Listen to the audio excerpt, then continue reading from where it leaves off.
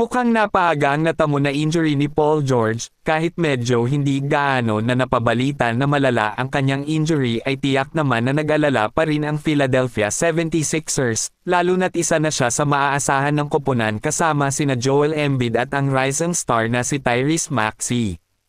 Na-injury si Paul George sa kanyang kaliwang paa sa preseason game, dapat nga talaga na ikababahala ito ng Sixers na baka lumala pa sa kanilang kampanya ngayon, malapit na ang opening season para sa lahat ng koponan, ito na ang pagsisimula ng paligsahan sa unahan. Hindi nga nakalaro si Paul George laban sa Brooklyn Nets, at sinabi pa na hindi daw alam o walang timetable kung kailan siya ulit makakalaro.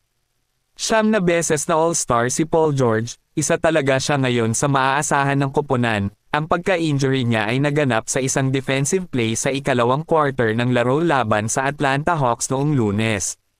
Umiscore siya doon ng 8 points sa loob ng 12 minutes na paglalaro, nanalo sila sa score na 104-89,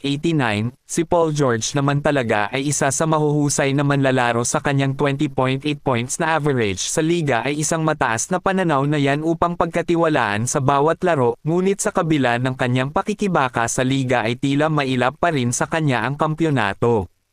Kaya ang pagpasok niya ngayon para sa Philadelphia 76ers ay marami ang nagsasabi na baka ito na ang kanyang daan upang maabot iyon. Malaki ngayon ang ambag niya sa koponan, at isa sila sa kinakakatakutan ngayon sa liga.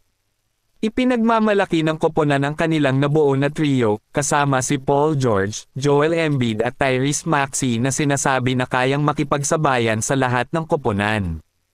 Habang si De'Aaron Fox ngayon ay napag-usapan dahil sa kanyang extension sa Sacramento Kings, si Fox ngayon ay lampas na sa 3 taong kontrata niya sa koponan na nagkakahalaga noon ng $165 million.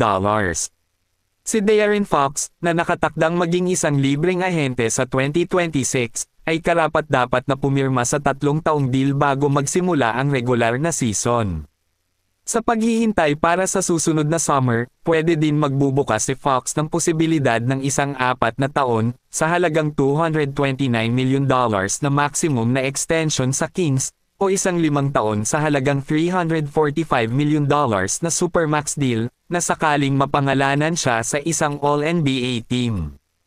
Nilinaw naman ni Fox sa publiko at pribado na gusto niyang maging mahalagang bahagi ng hinaharap sa Sacramento, na tila may pangako na siya dito, umaasa sa kanya ang koponan malaki kasi ang tulong niya para dito, nag-average siya ng career high na 26.6 points noong nakaraang season at pumangalawa sa kabuoang puntos sa 4th quarter, sa likod lamang ng bagong teammate na si DeMar DeRozan. Ngayon umaasa sa kanila ang koponan ng buo lalo na't nakuha pa nila ang mid-range assassin na si DeMar DeRozan.